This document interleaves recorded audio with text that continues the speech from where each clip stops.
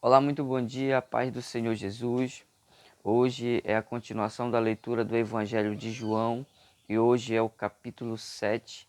E ao terminar dessa leitura, como de costume, sempre eu leio alguns versículos de reflexão para a leitura de hoje do dia. Então que Deus nos abençoe nessa leitura. Se você quiser acompanhar, curtir, comentar ou também se inscrever, fique à vontade.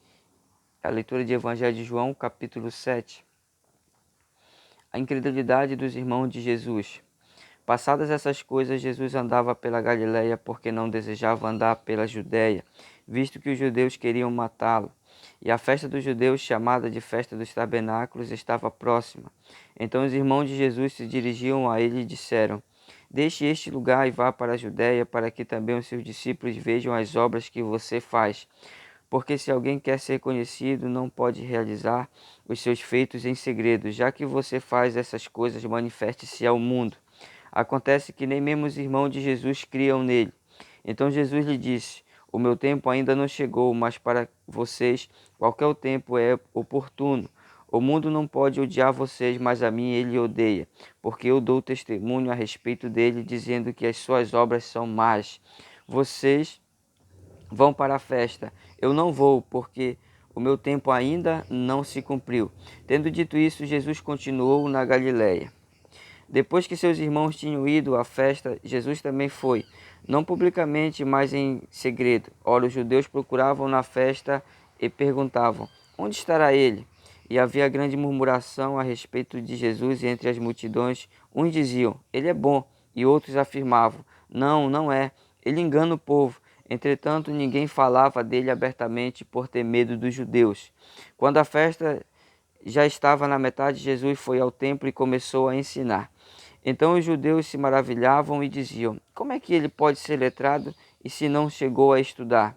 Jesus respondeu: O meu ensino não é meu, mas daquele que me enviou. Se alguém quiser fazer a vontade de Deus, conhecerá a respeito da doutrina, se ela é de Deus ou se eu falo de mim mesmo. Quem fala por si mesmo está buscando a sua própria glória, mas o que busca a glória de quem o enviou, esse é verdadeiro e nele não há falsidade. Não é fato que Moisés deu a lei para vocês, contudo, nenhum de vocês a cumpre, porque estão querendo me matar. A multidão respondeu: Você tem demônio, quem é que está querendo matá-lo?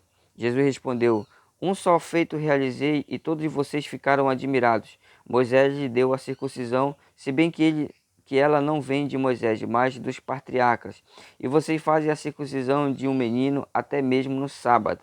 E se o menino pode ser circuncidado em dia de sábado, para que a lei de Moisés não seja desrespeitada, porque vocês ficam indignados contra mim pelo fato de eu ter curado por completo um homem no sábado. Não julguem segundo a aparência, mas julguem pela reta justiça. Alguns de Jerusalém diziam: Não é este o homem que estão querendo matar? Eis que ele fala abertamente e ninguém diz nada. Será que as autoridades reconhecem de fato que ele é o Cristo? Mas nós sabemos de onde este homem vem. Quando, porém, o Cristo vier, ninguém saberá de onde ele é. Enquanto ensinava no templo, Jesus disse em alta voz: Vocês não somente me conhecem, mas também sabe de onde eu sou. Eu não vim porque eu de mim mesmo o quisesse, mas aquele que me enviou é verdadeiro. Aquele a quem vocês não conhecem, eu o conheço, porque venho da parte dele e ele me enviou. Então quiseram prendê-lo, mas ninguém lhe pôs as mãos, porque a sua hora ainda não havia chegado. Porém, muitos dentre a multidão creram nele e diziam: Quando o Cristo vier, será que vai fazer maiores sinais do que este homem tem feito? Os fariseus, ouvindo a multidão murmurar essas coisas a respeito de Jesus, juntamente com os principais sacerdotes, enviaram guardas para o prender. Jesus disse: Ainda por um pouco de tempo estou com vocês e depois irei para junto daquele que me enviou. Vocês irão me procurar, mas não me acharão. Vocês também não podem ir para onde eu estou.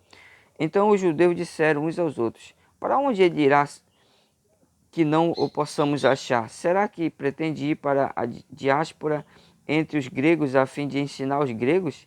que significa isso que ele diz? Vocês irão me procurar, mas não me acharão. Vocês também não podem ir para onde eu estou. No último dia, o grande dia da festa, Jesus se levantou e disse em alta voz: Se alguém tem sede, venha a mim e beba. Quem crê em mim, como diz a Escritura, do interior fluirão rios de água viva. Isso ele disse a respeito do Espírito que havia de vir para aqueles que crescem nele e receber, pois o Espírito até aquele momento não tinha sido dado, porque Jesus ainda não havia sido glorificado. Quando ouviram essas palavras, alguns do meio diziam: Este é verdadeiramente o profeta. Outros diziam: Ele é o Cristo. Outros, porém, perguntavam: Por acaso o Cristo virá da Galiléia? Não diz a Escritura que Cristo vem da descendência de Davi, da aldeia de Belém, de onde era Davi? Assim houve divisão entre o povo por causa dele. Alguns queriam prendê-lo, mas ninguém lhe pôs as mãos. Os guardas voltaram à presença dos principais sacerdotes e fariseus, e estes lhe perguntaram: Por que vocês não trouxeram? Eles responderam: Jamais alguém falou como este homem. Os fariseus disseram aos guardas: Será que também vocês foram enganados? Por acaso alguma autoridade ou algum fariseu creu nele? Mas esse povo que nada sabe da lei é maldito. Nicodemos, um deles, antes que tinha ido conversar com Jesus, perguntou-lhes: Será que a nossa lei condena um homem sem primeiro ouvi-lo e saber o que ele fez? Eles responderam: Por acaso também você é da Galiléia? Examine e verá que da Galiléia não se levanta profeta. Glória a Deus. Então essa é a leitura de hoje. E o versículo de reflexão, ele está no versículo 37, 38 e 39, que diz: No último dia, o grande dia da festa, Jesus se levantou e disse em alta voz: Se alguém tem sede, venha a mim e beba. Quem crê em mim, como diz a Escritura, do seu interior fluirão rios de água viva. Isso ele disse a respeito do Espírito que nele crescem haviam de receber, pois o Espírito até aquele momento ainda não tinha sido dado, porque Jesus ainda não havia sido glorificado. O Espírito Santo ainda não tinha sido dado porque Jesus ainda não tinha morrido na cruz. Em Gênesis capítulo 1, o Espírito do Senhor pairava sobre as águas. Significa que o Espírito Santo já fazia seus movimentos na terra. Ele já estava em Davi, Sansão, e ele enchia as pessoas para fazer o templo quando Salomão era rei. Mas o Espírito Santo ainda não tinha sido dado para ficar junto com cada um de nós, para nos consolar.